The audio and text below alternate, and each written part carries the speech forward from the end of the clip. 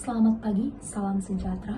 Yang saya hormati, Dr. Ibu Jenny, selaku dosen pembimbing mata kuliah Bahasa Indonesia. Perkenalkan, nama saya Wuliani Syautang dengan NIM 2402 010103. Di sini saya selaku Ketua Tim Budidaya Pengelolaan Batok Kelapa. Pada kesempatan kali ini, saya akan mempresentasikan ataupun melaporkan hasil dari kemajuan budidaya pengelolaan batok kelapa selama kurang lebih dari 6 bulan setelah mendapatkan pembinaan dan pendanaan dari program kemahasiswaan atau P2MW. Pada presentasi kali ini, saya akan sampaikan secara bertahap berdasarkan persyaratan yang diminta mulai dari konsumen potensial, produk, pemasaran, hingga sumber daya. Baik, langsung saja mengenai konsumen potensial. Awalnya budidaya ini belum dikenal oleh beberapa masyarakat karena minimnya informasi mengenai pengelolaan limbah batok kelapa. Nah, setelah mendapatkan pembinaan dan pendanaan dari program P2MW, kami telah memperkenalkan budidaya ini melalui marketing di beberapa media sosial, seperti membuat beberapa konten ataupun video-video cara pengelolaan limbah batok kelapa. Untuk pangsa pasar, sebelumnya pangsa pasar pada program ini sangat sempit, hanya mencakup pada lingkungan lokal dan belum memiliki strategi apapun.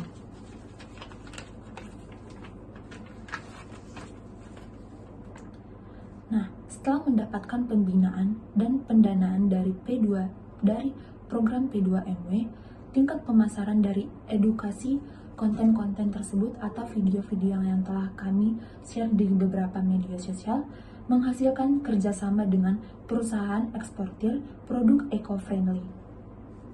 Nah, untuk tahap selanjutnya, legalitas produk.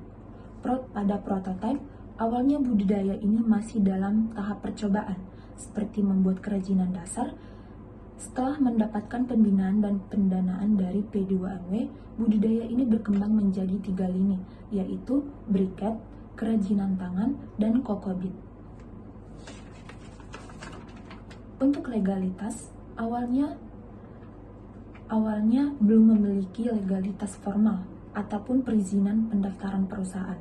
Setelah mendapatkan pembinaan dan pendanaan dari program P2MW melalui NIB, NIP induk perusahaan mendapatkan sertifikasi budidaya dalam proses atau sudah diajukan dalam perusahaan tersebut. Pengembangan produk. Awalnya kami hanya fokus pada satu jenis produk saja. Nah, setelah mendapatkan pembinaan dan pendanaan dari P2MW, strategi bisnis ini mulai dikembangkan seperti membuat briket, seperti kokobit dan kerajinan tangan. Nah, untuk pada tahap selanjutnya pemasaran. Pada omset, awalnya omset budidaya ini sangatlah terbatas, sekitar lebih kurang dari 200 sampai 400 ribu saja untuk per bulannya. Nah, setelah melakukan pembinaan dan pendanaan dari program P2MW, omset meningkat lebih kurang dari 1 juta sampai 1.500.000 untuk per bulannya. Nah, pada strategi pemasaran, awalnya belum terlalu terstruktur. Setelah melakukan pembinaan dan pendanaan dari program P2MW, pemasaran menjadi lebih aktif dan terstruktur.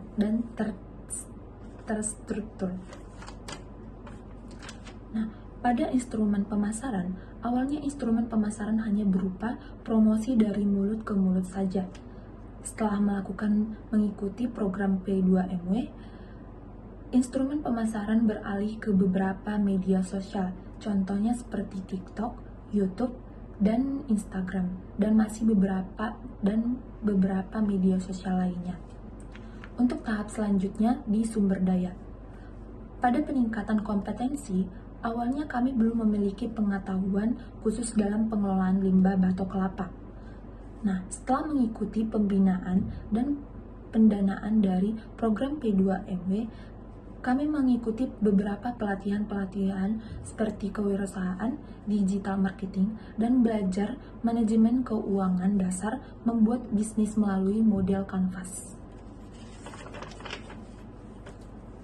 Nah, pada pada pengembang jejaring mitra, awalnya kami belum memiliki jejaring masih seperti pada pengembang jejaring mitra, awalnya kami belum memiliki jaringan, masih sebatas lingkungan sekitar saja.